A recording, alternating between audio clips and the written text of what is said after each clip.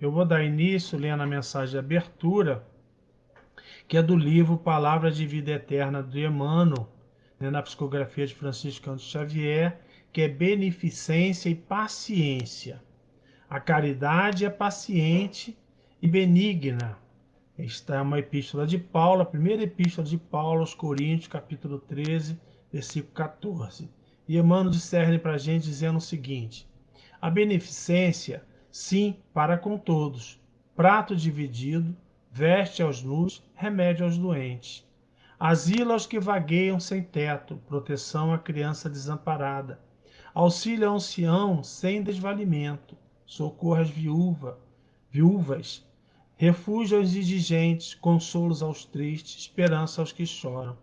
Entretanto, é preciso estender a bondade igualmente noutros setores. Compreensão em família, trabalho sem queixa, compreensão sem atrito, cooperação sem atrito, pagamento sem choro, atenção a quem fale ainda mesmo sem qualquer propósito edificante, respeito aos problemas dos outros, serenidade nas horas difíceis, silêncio às provações, tolerância para com as ideias alheias, gentileza na rua. A beneficência pode efetuar prodígios, levantando a generosidade e conquistando a gratidão. Contudo, em nome da caridade, toda beneficência para completar-se não pode viver sem a paciência. Como nós falamos já, está no livro Palavra de Vida Eterna de Emmanuel. Então vamos fazer a nossa prece inicial, levando nosso pensamento a Jesus, mais uma vez nesta oportunidade que nos encontramos, Senhor, junto aos companheiros do Grupo Espírita Amor ao Próximo e Morra Azul, para o estudo desta noite do seu Evangelho à luz da doutrina espírita. Abençoe e fortaleça todos nós, Senhor, e todos aqueles que também se encontram com problema durante essa pandemia, para que possam ser fortalecidos e amparados na sua luta constante. Fortalece-nos e abençoa-nos, hoje e sempre, e que assim seja. Como já falamos, nosso estudo da noite de hoje é a beneficência. Lá no capítulo 13, item 11 a 16, que é o capítulo Evangelho segundo o Espiritismo. Tá? Pesquisando para o estudo da noite de hoje, achei um conceito bastante interessante de José Roberto Goldin, professor da Universidade Federal do Rio Grande do Sul, que ele diz o seguinte: o princípio da beneficência é o que estabelece que devemos fazer o bem aos outros, independentemente de desejá-lo ou não. É importante distinguir esses três conceitos. Beneficência é fazer o bem, benevolência é desejar o bem e benemerência é merecer o bem. Então ele coloca esses três conceitos dividindo para a gente, porque às vezes nós vamos lá no Livro dos Espíritos, que nós vamos abordar mais um pouquinho na frente, né? Que o Kardec pergunta o que Jesus entendia da caridade. Ele fala o famoso BIP, né? É a benevolência, a indulgência e o perdão. Então a gente tem que desejar. E eu até conversei com a Ana outro dia, um companheiro nosso que fez o estudo lá no Joana d'Arc, o Omar.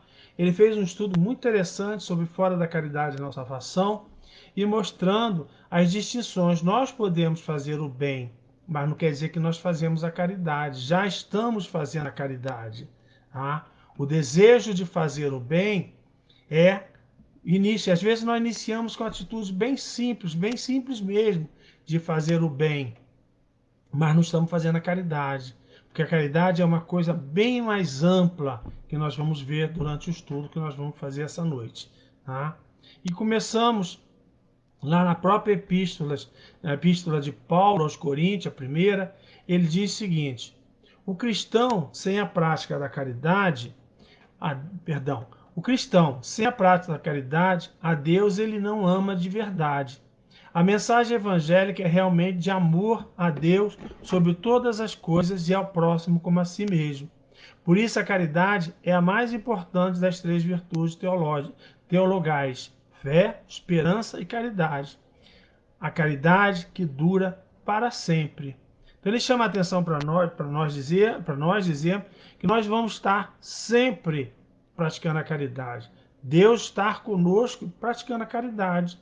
Porque se Deus fosse olhar todos os nossos defeitos de reencarnações sucessivas, permanecendo no mesmo erros, Ele não nos estaria deixando reencarnar mais, estaríamos simplesmente condenados eternamente.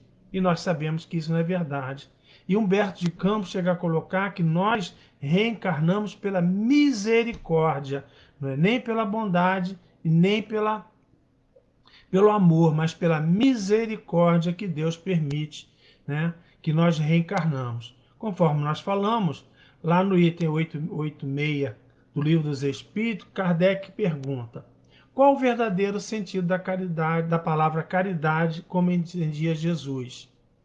Benevolência para com todos, indulgência para as imperfeições dos outros, perdão das ofensas. Quer dizer, é um processo que nós temos, nós vamos desenvolvendo aos poucos, porque se nós queremos, quando nós queremos desenvolver muita coisa ao mesmo tempo, nós não conseguimos. Porque nós ainda temos a imperfeição nos nossos atos, nas nossas falas, nas nossas atitudes e nas nossas ações. Então nós nos perdemos se nós queremos ampliar um leque muito grande. Tá? Nós nos perdemos porque nós não conseguimos, porque ainda somos falhos. Aí caímos em desânimo. E nós temos que entender que nós vamos cair, sim, mas vamos levantar, vamos voltar e rever o nosso comportamento, modificar nossas atitudes. Por isso que ele deseja a benevolência para todos. É o desejo de fazer o bem. Começa com isso. Que às vezes Emmanuel coloca que às vezes nós criticamos muito pessoas de posse que não fazem grandes ações de fazer o bem, fazem pequenas. Nós que temos menos posse, nos dedicamos com muito mais ênfase. Mas ele iniciou, Emmanuel diz. É mais difícil para ele fazer aquele pouco do que para nós que já fazemos um pouco mais. Porque ele ainda está preso às posses. E a atitude diária de estar fazendo o bem vai levar ao vício de fazer o bem. Vai mudar a sua atitude. E a indulgência, disposição de perdoar as culpas ou os erros. E a clemência, perdão. A indulgência, o que significa indulgência? Disposição para perdoar culpas ou erros. Clemência, misericórdia, como nós já falamos, o que é o conceito. Que em relação ao que Jesus entendia pela caridade. Vamos lá no nosso tema, que está lá no item 11 do capítulo 13. Primeira mensagem é do bispo de Argel, Adolfo. E ele inicia que me chamou muita atenção sobre isso, dizendo o seguinte: a beneficência, meus amigos, vos dará nesse mundo os gozos mais puros e mais doces, as alegrias do coração que não são perturbadas nem pelos remorsos, nem pela indiferença. É uma satisfação de você fazer o bem. Ele começa a dizer isso. Quando nós começamos a fazer ação, né? Como o Fred, lá de Paulo de Frontin, da Casa de Maria, diz, a caridade é o amor em ação. Então a gente, quando começa a colocar esse amor em ação, nos vai dar uma satisfação daquilo, do dever cumprido, daquele que pôde fazer alguma coisa, ou fazermos alguma coisa. Eu vi um depoimento de uma pessoa uma vez, dizendo que houve necessidade, né, de levar o sobrinho ao juiz de menores na rodoviária para ele embarcar, na rodoviária do Rio, para embarcar para Brasília com a avó, né, e precisou dar uma autorização. E quando ele chegou na sala do juiz de menores, né, uma pessoa que estava lá no fundo levantou e o reconheceu. E falou assim: pô, meu chefe, o que o senhor precisa? E ele na hora não reconheceu a pessoa. Aí ele falou assim: pô, sabe o que? Ele falou assim: o senhor é militar, eu servi como soldado com o senhor lá. E o senhor me ajudou muito. Na época eu fazia faculdade e o senhor me dispensava às vezes do serviço para eu estudar. Hoje eu estou aqui.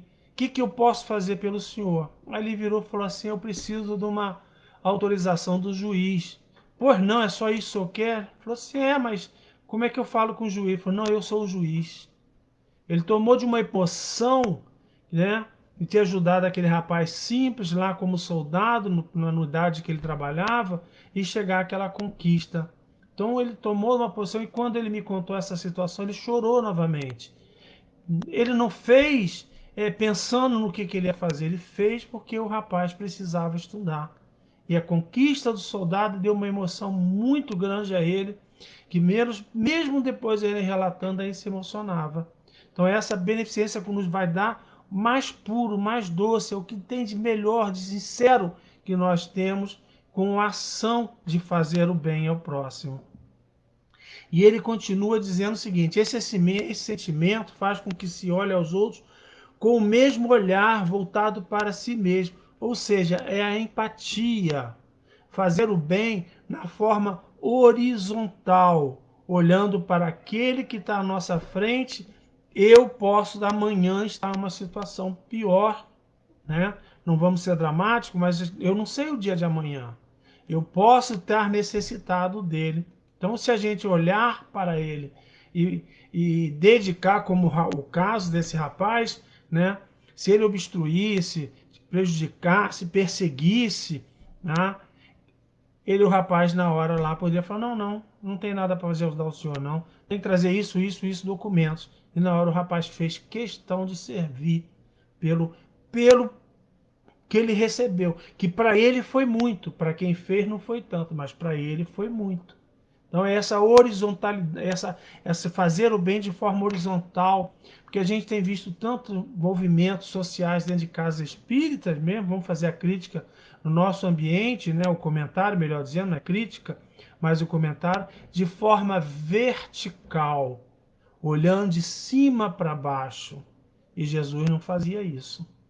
Jesus sempre chegava e acolhia aquele que o buscava e sempre dava um conforto e um consolo para que ele continuar.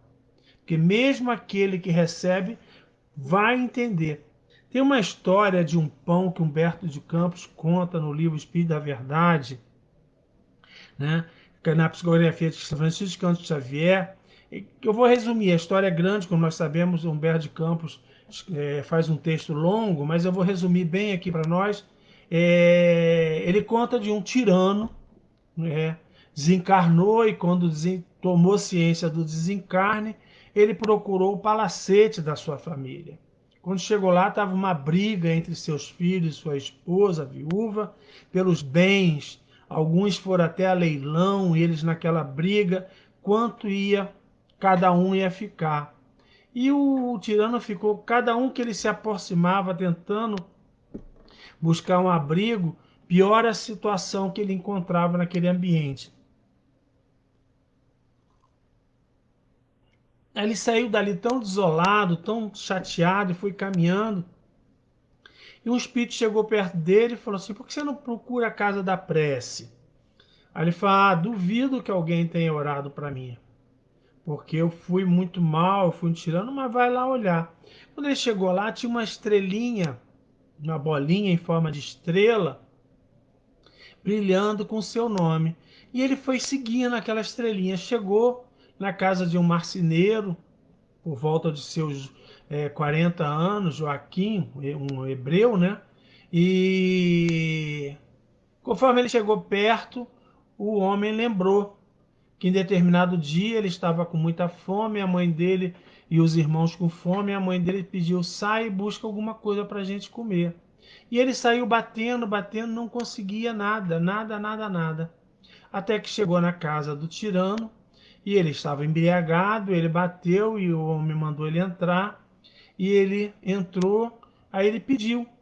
Aí ele virou e falou: ó, pode comer tudo que está na mesa, uma mesa imensa, farta de comidas, e pode comer tudo que tem aí, e o que sobrar você pode levar para ele, para você. E ele foi, o garoto, naquela ânsia, fez, se alimentou bem, foi ajuntando o máximo possível, com muita dificuldade, levou bastante alimento para casa, e eles tiveram durante um tempo uma fartura até se reequilibrar economicamente e conseguir uma nova vida. Conforme ele lembrou daquilo, ele agradeceu aquele tirano, que ele não sabia quem era. Aí Humberto de Campos, e ele sentou numa cadeira que ele estava fazendo, sentou e com aquela lembrança de agradecimento. Aí Humberto de Campos conclui dizendo: 9 meses depois nascia naquele lar, muito bem-vindo e amado, um novo filho desse Senhor. Então, muitas das vezes nós fazemos sem saber o que nós estamos fazendo, mas aquele que recebe torna-se grato eternamente. E a segunda mensagem é de São Vicente de Paula, né? Ele começa dizendo para a gente o seguinte: toda felicidade eterna se encerra nesta máxima: amai-vos uns aos outros. Porque quando nós começarmos a amar, né? Porque a gente na verdade não sabe amar, a gente não sabe nem se amar ainda. Porque se nós nos amássemos, nós evitaríamos muitas coisas que nos denigre, que nos aborrece, que nos faz mal. E ele continua: a alma não pode elevar-se a regiões espirituais senão pelo devotamento ao próximo. Não encontra felicidade e consolação senão nos impulsos da caridade.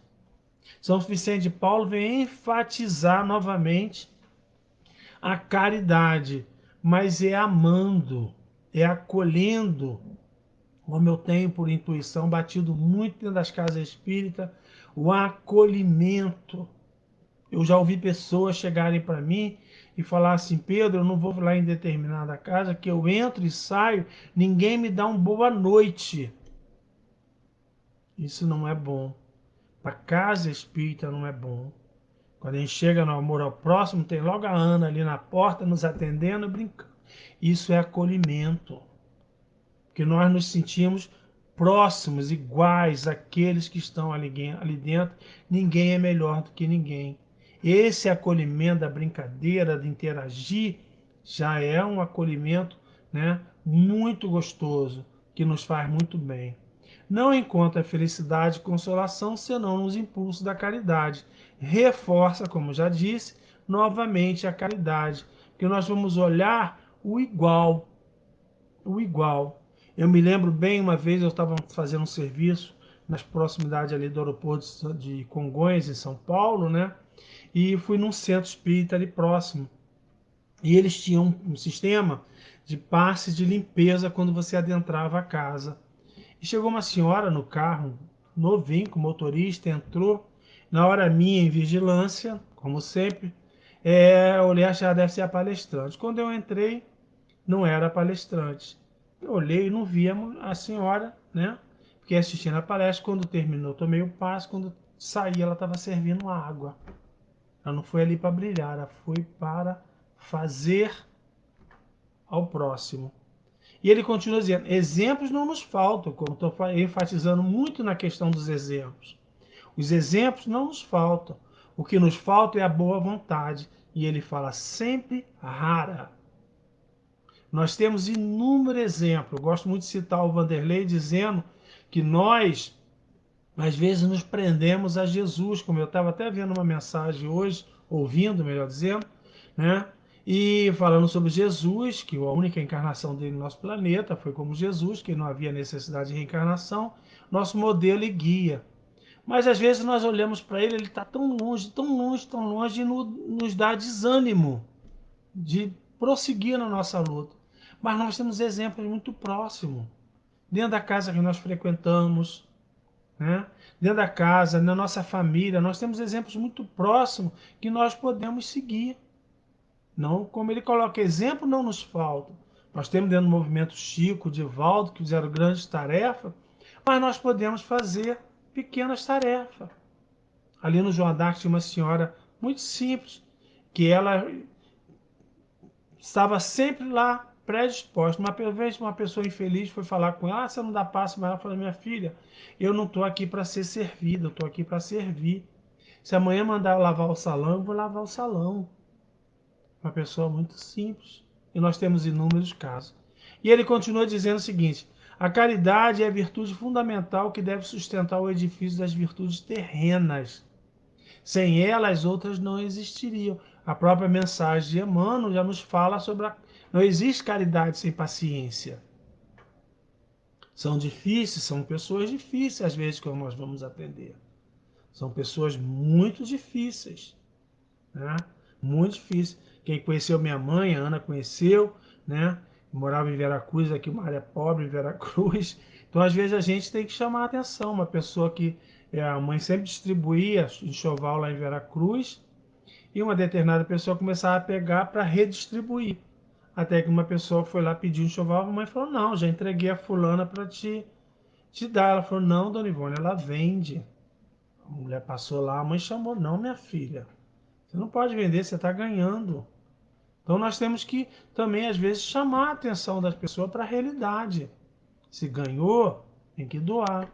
E ele diz para a gente, a caridade é a âncora eterna de salvação em todos os mundos. É a mais pura emanação do Criador e a sua própria virtude que ele transmite à criatura. Como nós falamos lá no início, né? A caridade de Deus para conosco, porque nós estamos sempre em falha, sempre em queda, sempre perdendo o controle da situação e às vezes falhamos. Falhamos dentro da família, falhamos na casa espírita, falhamos no nosso serviço, mas o recomeço que é importante. O recomeço. Eu tinha um colega de trabalho que a gente tinha grupo de estudo, né, da doutrina espírita, do Evangelho e do livro dos Espíritos. Aí toda vez que a gente terminava de estudar o Evangelho, a gente falava assim, vamos estudar um outro livro. Aí fala, não, vamos estudar o Evangelho, nós precisamos nos evangelizar. Aí nós recomeçávamos o Evangelho. E ele batia muito nessa tecla, nós precisamos nos reevangelizar. E evangelizar, e evangelizar, para que nós possamos aprender. A terceira mensagem é de Cáritas, que foi martirizado em Roma no século IV, quando tornou-se cristão. E ele já começa a dizer o seguinte, chama-me caridade, sou o caminho principal que conduz a Deus. Segue-me, porque eu sou a meta.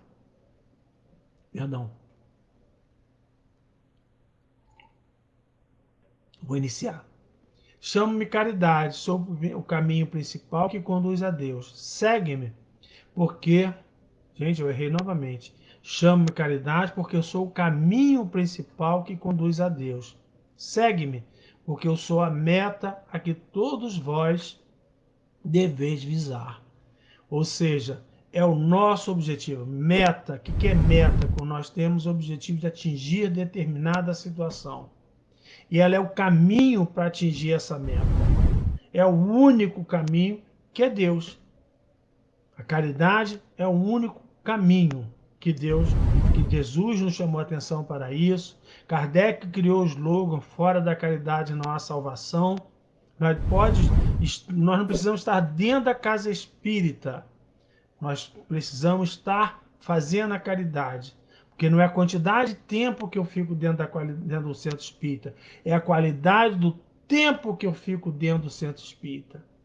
A gente vê tanta confusões dentro de casa espírita pela falta de qualidade na casa espírita. O tempo que eu estou lá trabalhando. Então, estou lá para servir, não para servir. Se Jesus falou que veio para servir, imagina nós que viemos com nossas falhas. E ele continua dizendo o seguinte, fiz nesta manhã o meu passeio habitual e com o coração magoado venho dizer-vos e relato toda a miséria visualizada.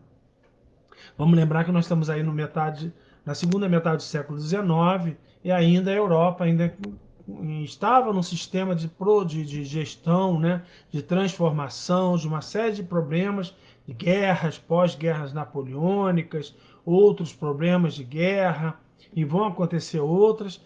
Então a pobreza e a miséria ainda imperavam muito nos grandes centros e também no interior, a falta de higiene, uma série de coisas.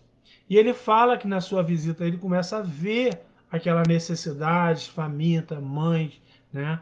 Mãe, filhos com fome, idosos abandonados porque não tinha um sistema ainda de social que garantia a velhice, né?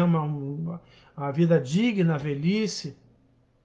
Então ele começa a dizer sobre o que ele via. Aí o que ele faz? Ele diz, coração empolgado de compaixão, eu que nada tenho, me fiz mendiga para eles e vou para toda parte estimular a beneficência e inspirar bons pensamentos aos corações generosos e compassivos. Somos nós que temos já o objetivo de estar fazendo bem, colocar a caridade em ação, em prática e nas mais diversas formas de que a gente tem. Eu tô lendo aqui, lembrando uma vez a invigilância, né? Eu estava lendo muito empolgado e entrei no ônibus e comecei a ler, estava lendo. Aí eu comecei a escutar uma discussão de um passageiro querendo pular a roleta do ônibus no Rio de Janeiro, trabalhava no Rio.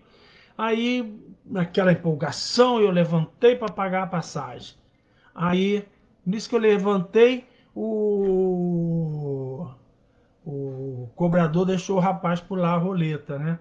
Aí eu sentei, voltei a ler. Daqui a pouco o rapaz começou a pedir dinheiro. Aí eu, na minha vigilância, falei assim, não era à toa que o cobrador não queria deixar ele pular, queria deixar ele pular a roleta. Aí o meu amigo espiritual falou assim, no lugar de você criticar, dá o dinheiro para ele que você ia pagar a passagem.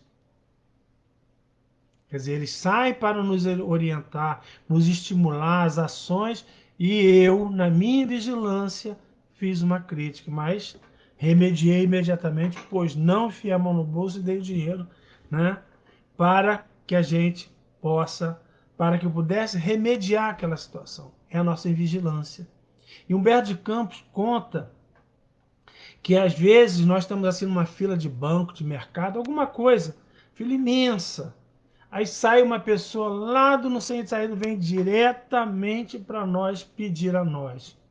Aí nós pensamos o quê? Tanta gente na fila iria me perturbar. E Humberto de Campos fala às vezes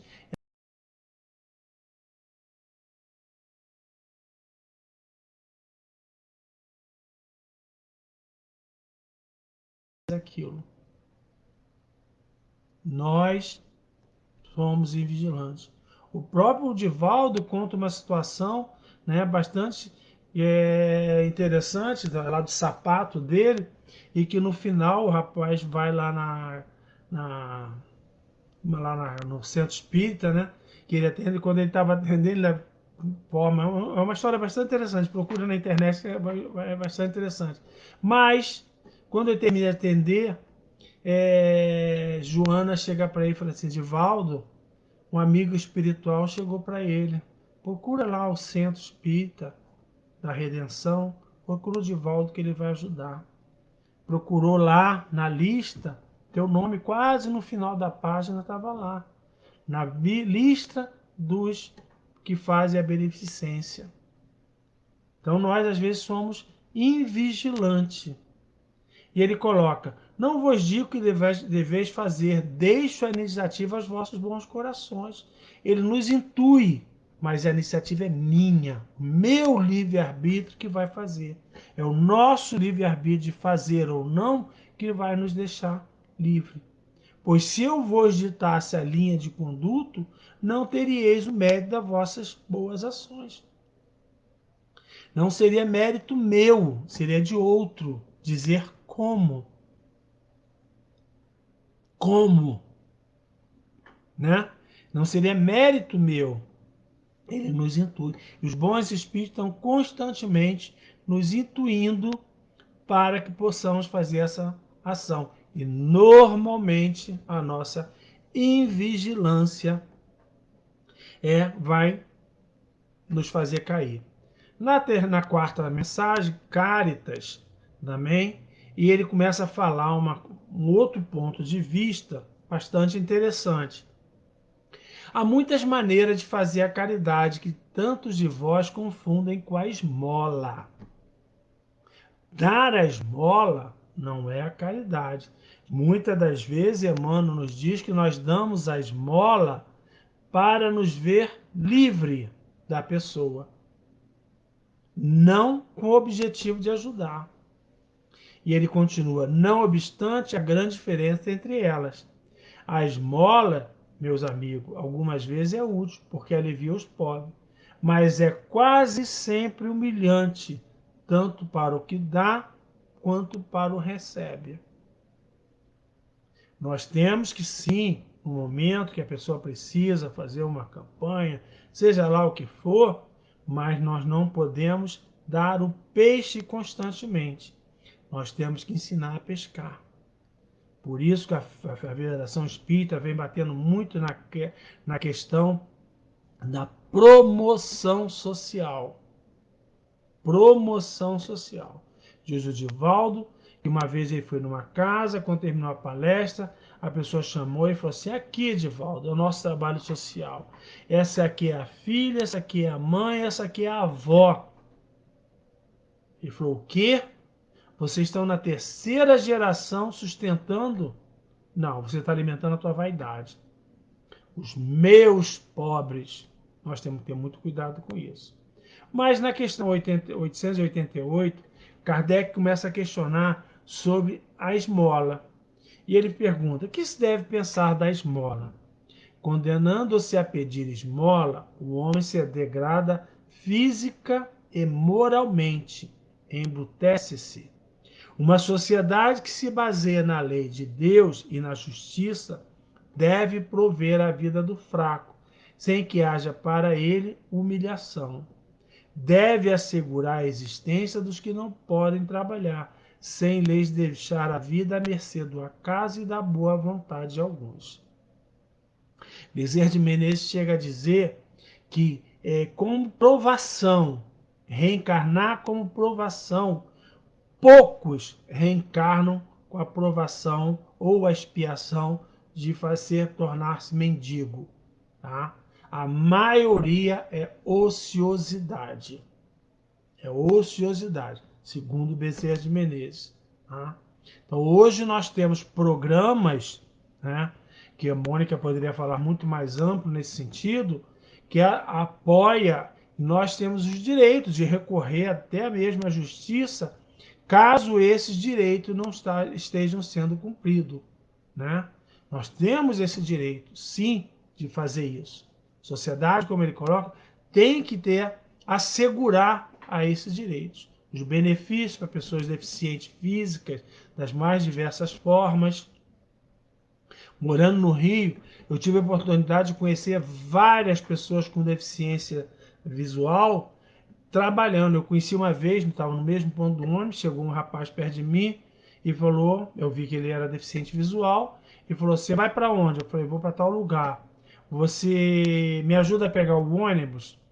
Aí eu falei: ajudo. Qual ônibus você vai pegar? Aí ele me falou. Aí ele pegou, colocou a mão assim, viu a horas que eram, porque ele, pelo tato, né? Ele viu a hora que falou assim: não vai dar tempo de eu ir aonde eu tô querendo, não. Então vou para outro local. E uma mochila imensa de pesada nas costas. Aí eu falei: mas você vai para outro local fazer o quê? Ele falou: não, eu sou vendedor de material de papelaria. Eu sou vendedor de material de papelaria. Era isso que ele fazia. Tive vários no metrô, ônibus. E no movimento espírita nós tivemos o exemplo de Mileco, né? Que era cego de nascença e extremamente dinâmico na sua vida pessoal. Então, ele conclui. Mas Kardec não fica à toa, né? Ele fala o seguinte na letra A da mesma pergunta, ele fala: dar-se-á reproveis a esmola? Não. O que merece reprovação nem é a esmola, mas a maneira por que habitualmente é dada. O homem de bem que compreende a caridade de acordo com Jesus vai ao encontro do desgraçado, sem esperar que ele se estenda a mão. Nós temos inúmeras maneiras. Como falei, tem equipamentos públicos, sociais, tá? Para que a gente possa recorrer a eles para poder dar atenção. Me lembro bem, uma vez morava no Rio ainda, na Tijuca, era meia-noite, uma senhora começou a gritar na frente do prédio e gritar, eu olhei pela janela, não vi nada, e havia duas crianças com ela. O que eu vou fazer? Aí, quando nisso que eu fui para pegar o telefone, né, para ligar para a Fundação no Leão 13, ou 12, não estou lembrado agora, já tinha chegado um carro da Fundação, estava recolhendo a mulher. Não sei quem foi ligou, mas quando eu peguei o telefone para ligar, já tinha alguém ligado. Tem maneiras de nós orientarmos e ajudarmos. E ele continua: a verdadeira caridade é sempre bondosa e benévola. Está tanto no ato como na maneira dele, desse personagem Jorge, né, que tinha provavelmente um câncer aqui na boca, e toda vez que chegava lá, Chico ficava horas recebendo Jorge. Horas. E todo mundo na fila chegava a ficar irritado com aquela demora de Chico com Jorge. E além da deficiência, ele tinha também uma certa deficiência mental e que ficava contando historinha. E no final Chico ainda pedia para ele declamar, e ele declamava uma poesia que não tinha eira nem beira. E muitos se irritavam, muitos se irritavam. E até determinado dia, conta que chegou e falou: Chico, não estou vendo Jorge. Ah, Jorge morreu essa noite. Jesus vê que faltais com a indulgência para com o vosso semelhante. Então, às vezes, nós muito nos colocamos na maneira de pobreza. Mas a caridade, como o Omar falou, é muito mais ampla. Às vezes a caridade está no abraço, no sentar para ouvir, no acolhimento quando adentra a casa espírita, na forma que você recebe, na forma que você acolhe. É muito mais, como ele coloca, às vezes falta com a indulgência. A pessoa tão caridosa, tão isso, aquilo, e não tem o menor escrúpulo de fazer uma fofoca, uma intriga, uma maledicência. Faltou com a indulgência. A gente tem que ter cuidado com isso. Muito cuidado. Na postura de vítima, mas não tem cuidado nos nossos atos. E ele continua dizendo para a gente o seguinte: não lhes perdoais coisa alguma, e vos arvorais em juízos demasiado severos, sem vos perguntar se gostaríeis que fizesse o mesmo a vosso respeito.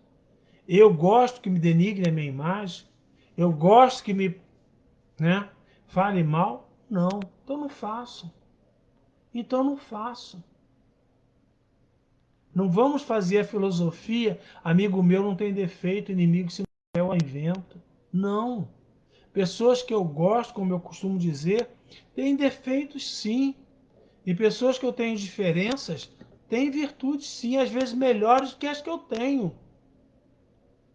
Mas naquele ponto, o que eu estou tendo problema? Por que às vezes eu tenho inveja? Às vezes eu tenho inveja da pessoa. Às vezes a gente vê uma pessoa dentro do centro espírita, tá lá um André Luiz relatando, na médium simples, que o cara tinha uma maior inveja dela e denegria a imagem dela perante a família. Quando ele desencarna, quem é que vem? Ele vem falar através de quem? Dela. Aí quando os filhos saem da reunião, fala assim: ah, bem que o papai falou, mentirosa, falsa. Espalhou, colheu. Tem até uma historinha bastante interessante, que uma mulher chegou para o padre, foi confessar, e falou que havia mentido, né, e denigrido uma pessoa, falou uma maledicência de uma pessoa. O que ela devia fazer? Ao padre virou para ela e falou assim: vai na alta da igreja, do prédio mais alto da cidade, solta um travesseiro de pena. Tá? Aí ela foi e fez isso. Aí ela foi: e agora agora cate todas as penas? Ah, mas é impossível. É impossível você voltar atrás da maledicência que você soltou. Mas comece a fazer. Tá? E ele continua dizendo para a gente: a indulgência não é também caridade? Sim. Por que eu tenho que estar espalhando? Por que eu tenho que estar fazendo, desconstruindo hoje, como é o termo que está se usando constantemente, desconstruir a pessoa? Por que eu tenho que fazer isso? Indulgência não quer dizer que eu vou ver o erro, como Kardec coloca lá no Evangelho segundo o Espiritismo.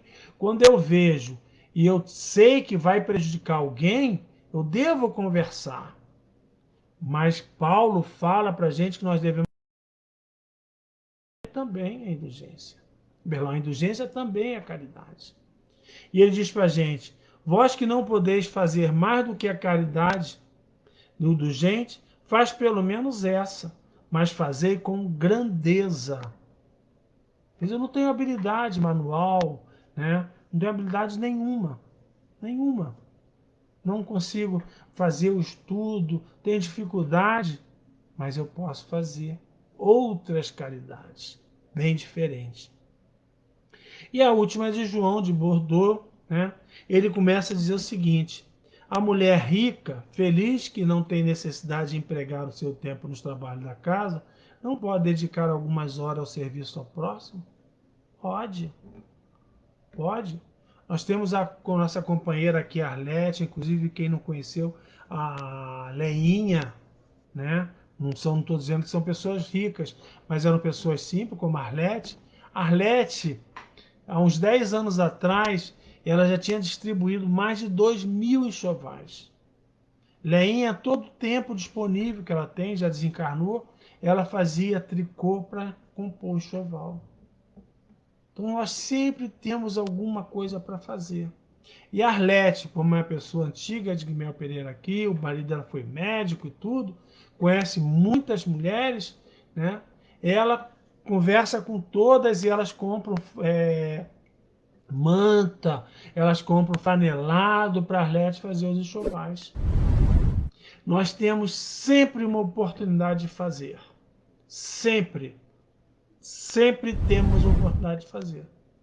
E ele retruca dizendo: e tu, pobre operária, que não dispõe de sobra, mas que desejas no amor por teus irmãos, dar também um pouco do que possuis, oferece algumas horas do teu dia, do teu tempo, que é o teu único tesouro. Eu tinha lá no Centro Seara Fraterna, é o Óbolo da Viúva, né? É o Óbolo da Viúva. E lá no Centro Seara Fraterna tinha o Lucena, contava sempre uma história de um centro que uma mulher, determinada mulher, não tinha condições de pagar a mensalidade. E o que ela fazia? Todo dia de reunião pública, ela ia mais cedo, fazia faxina no salão, limpava tudo. Deixava tudo limpinho. Anos se passaram. Até que um dia, chegaram lá, estava tudo sujo. Aí, o presidente da casa falou: pô, mas está tudo sujo, ninguém... Quem limpava isso? Quem era o responsável? E às vezes nós somos arrogantes. Tá cumprindo a responsabilidade. Aí uma pessoa virou para ele e falou assim: era fulana que morreu semana passada e você nem foi ao enterro. A oportunidade que nós temos de fazer. Então é o óbolo da viúva que nós podemos fazer. E Humberto de Campos coloca que quando a viúva sai do templo, entrou uma senhora e começou a fazer a faxina. Aí Jesus fala: verdade vos digo que essa nem o mínimo ela pode dar, mas ela dá com o suor do rosto dela. Mas ela dava o suor dela para limpar o templo, como essa senhora que o Lucena sempre contava no Seara Fraterna. E ele encerra dizendo o seguinte: todos vós podeis dar a qualquer classe a quem pertençais. Tereis sempre alguma coisa que pode ser dividido. Temos sempre alguma. Podemos fazer uma limpeza no nosso armário, levar para casa espírita, distribuir. Porque não adianta nós ficarmos esperando emagrecer para poder colocar aquela roupa, que nós não vamos emagrecer. Nós não vamos. Então, separe, leva agora que está entrando o inverno na nossa região aqui. Separa alguns agasalhos que não usamos mais, levamos lá para distribuir. Temos sempre alguma coisa. Aqui algumas coisas, às vezes, que não dá para levar para o centro, eu coloco ali no portão. Tá? Sempre vem dar uma arrumada nos armários. Uma vez teve um rapaz, veio, começou a tirar, posso. Aí eu não tenho como levar. Eu falei: mas tem um carrinho velho aqui, levar. Ele quer, pegou, levou o carrinho também. Então a gente tem sempre alguma coisa que pode fazer. Por isso que Emmanuel nos diz: onde, como e quando, faça o bem. Sempre façamos o bem. Porque conforme nós vamos fazendo bem, nós vamos viciando naquilo ali. Amanhã, quando nós vemos, nós já estamos fazendo a caridade. Mesmo nós não iniciemos ainda com a caridade, mas vamos iniciar a fazer o bem, que nós vamos estar fazendo a caridade. Tá? Esse foi o nosso tema. Desejo a todos que possam ter a oportunidade de ler esse capítulo. São 6 itens, 11, 12, 13, 14, 15, 16. São até longos. Eu fiz uma síntese para que nós pudéssemos estudar essa noite, para que nós pudéssemos estar debatendo esse tema, mas recomendo a todos que lessem. Muito bonitos temas, os temas lá da discussão dos Espíritos, para que nós possamos refletir um pouco mais sobre as nossas ações. Então vamos encerrar o nosso estudo da noite de hoje, agradecendo a Jesus a oportunidade, Mestre, de estarmos reunidos em Teu nome, junto ao Grupo Espírita Amor ao Próximo, para que possamos continuar, Senhor, nessa luta, vencendo a nós mesmos, que somos os maiores inimigos de nós mesmos, vencendo nossas dificuldades, para iniciarmos o nosso caminho para o nosso processo de evolução espiritual. Abençoe a todos nós, abençoe a todos os companheiros do Grupo Espírita Amor ao Próximo, como abençoe, Senhor Jesus, a todos aqueles que nesse momento se encontram contaminados pela pandemia, para que possam fortalecer para a melhora. Fique conosco, hoje e sempre, e que assim seja. Gente, muito obrigado pela oportunidade, boa noite a todos, fique com Deus.